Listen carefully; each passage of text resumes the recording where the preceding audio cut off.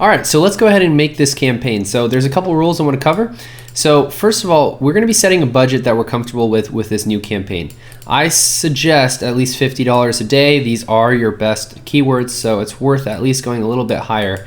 And just some things to keep in mind, just mimic exactly the keywords you had that was profitable before, same ads, same targeting, same everything, even same negative general keyword lists. And the only thing different is I'm going to show you that we're going to be applying specific negatives. And I mean, other than that, it's pretty much it. So let's go ahead and go into the campaign. I'll show you what I mean. So first of all, in order to create our all-star campaign, we just literally create a new campaign. So we create a new campaign. We go through the normal steps, right? Without a guidance, search, and we continue.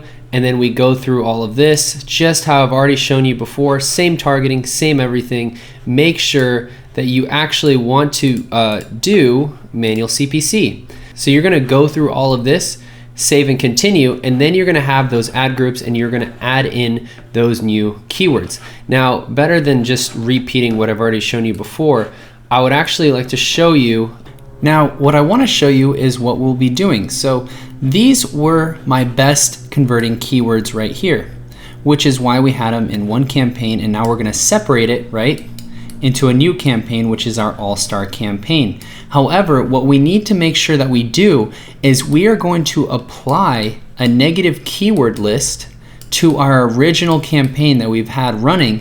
We need to apply a negative keyword list that will exclude these keywords that we're now putting into this new campaign.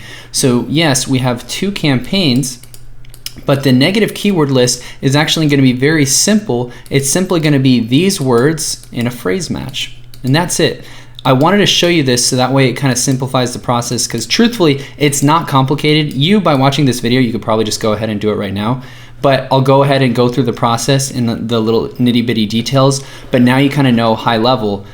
We need to apply a negative keyword list so that way we're not competing with each other with overlap. So we have a super focused campaign right here that is going to go ahead and blast off, and then this campaign now is going to focus on kind of, I guess, the average terms, which yes, we're going to be optimizing with demographics and everything, but we want to keep a really close eye on this one so that way we can increase our conversions and reduce our cost per conversion, and even try different bid strategies like I mentioned before. So now you kind of understand the high level. Let's go ahead and get into it. So once you create your new campaign, you need to actually have a negative keyword list.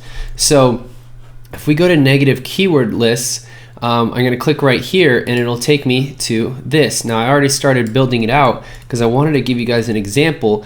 If we are choosing these keywords, if we're choosing these keywords, Bay socks, photo on socks, like these were the keyword terms or ad groups that were just really profitable. Well, I'm going to set negatives for this, but in a phrase. We want it phrase matched, and I'm going to have these as a negative. And this is going to be my all-star negative keyword that I'm going to apply to the actual first campaign. So I'll show you. And I think one of the other ones, let's just say, is custom puppy socks.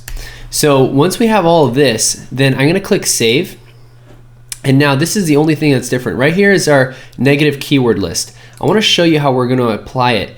So now, once we have this list, we need to click apply to campaigns, and we will have a ton of campaigns. Well, actually, you're only going to have 3 or 2 campaigns, and you want to apply it to your original campaign. So let's just imagine this is your original campaign. You're going to apply, and that's done.